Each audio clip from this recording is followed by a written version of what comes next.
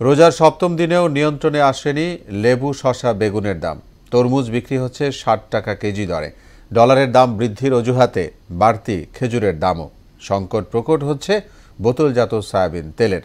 বেড়ে গেছে চালের দামও। এ অবস্থায় সরকারকে নিয়মিত কঠোর বাজার তদারকির দাবি জানিয়েছেন ভোক্তারা।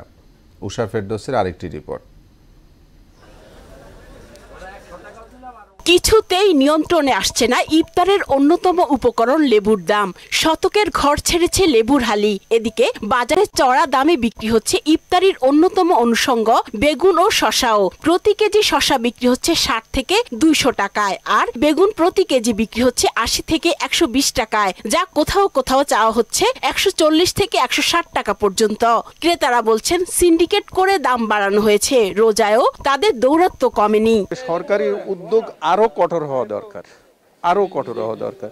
বুঝতে পারছেন, এরা ২ দিন হয়তো বাজার মনিটরিং করে, তারপরে হয়তো ৫ দিন থাকে না, ১ মাস থাকে না, ২ মাস থাকে না, আবার একদিন হঠাৎ করে আসে। এইভাবে তো হয় না। বিভিন্ন লেভেল তো আছে, lower level, mid lower level, আসলে এদের পক্ষে সার্ভাইভ করা খুবই ডিফিকাল্ট। এদিকে কেজি দরে তরমুজ কিনতে এসে হোঁচট খান ক্রেতারা। রাজধানীর বিভিন্ন খুচরা বাজারে প্রতি কেজি তরমুজ বিক্রি হচ্ছে ৬০ থেকে ৭০ টাকায়। আমাদের জন্য অযৌক্তিক এটা, কারণ আমরা কেজি হিসেবে কিনি। কেজিতে এখন আমার বেশি লাভ হয় না, কারণ মালের দাম কমে গেছে। রোজাদারের ইফতারের গুরুত্বপূর্ণ অনুষঙ্গ খেজুরের দাম কম হওয়া নিয়ে এবার যেই প্রত্যাশা ছিল তা মুখ থুবড়ে পড়েছে। আমদানি বৃদ্ধি ও সরকারের শুল্ক কমানো, কোনোটারই সুবিধা পাচ্ছেন না ভোক্তারা। যেটা কমার কথা এই সরকারের কাছ থেকে আমরা আশা করছিলাম, কিন্তু সেরকমের কোনো দেখতেছি না কোনো আশা।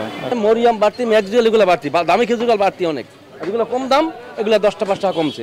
দেশে প্রতি মাসে সয়াবিন তেলের চাহিদা থাকে গড়ে ৮৭,০০০ টন। রমজানে এই চাহিদা সামান্য বাড়লেও শুধু জানুয়ারিতে সয়াবিন তেল আমদানি হয় ১,১৭,০০০ টন, কিন্তু এর কোনো প্রভাব চোখে পড়েনি বাজারে। দোষ যত মনে করেন দোকানদার, কোম্পানি তেল দেয় না, হেডা বলবে না, হে জায়গা যাইবে না।